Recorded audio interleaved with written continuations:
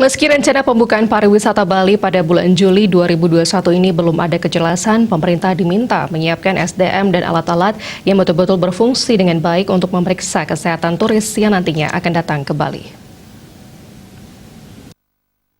Pemerintah pusat hingga saat ini belum mengeluarkan pernyataan resmi terkait kapan pariwisata Bali untuk turis asing akan dibuka. Sebelumnya banyak informasi beredar akan dibuka pada bulan Juni-Juli ini.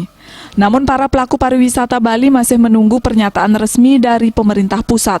Menurut akademisi pariwisata yang juga Rektor Undira I Gusti Bagus Rayu Utama, meski belum ada kepastian, pemerintah pusat maupun Provinsi Bali diharapkan bersiap jika rencana tersebut benar-benar terrealisasi, khususnya dalam hal penyiapan SDM dan peralatan khususnya alat pengecekan untuk tes swab PCR, agar betul-betul berfungsi dengan baik, akurat, dan tenaga yang mengoperasikan benar-benar ahli.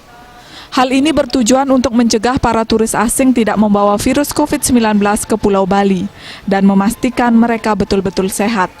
Pelaku pariwisata pun menyambut dengan antusias kedatangan para wisatawan dengan melakukan sertifikasi CHSE atau sertifikasi kesehatan di bidang kebersihan, keamanan, lingkungan, dan kesehatan dari Kementerian Pariwisata dan Ekonomi Kreatif.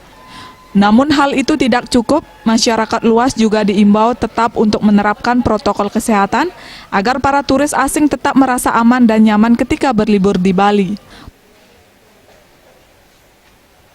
Ya, saya kira pengawasan di pintu utama di bandara, ya, pintu utama dalam hal ini harus diatur sedemikian rupa dan benar-benar tidak ada manipulasi, ya, seperti yang terjadi di Manado, di Medan. Jadi alat tools yang digunakan itu benar, valid, dan reliable, tidak ada manipulasi sehingga tidak terjadi human error, karena itu juga akan menyebabkan bencana. Itu sebenarnya kalau kita sebut bencana, kalau terjadi itu kan sangat menyedihkan. Itu harus di pintu utama, maksudnya di pintu utama gerbang pariwisata di bandara itu harus dilakukan kontrol dari tidak hanya dari aspek CHSE tetapi aspek medical yang lainnya secara ketat.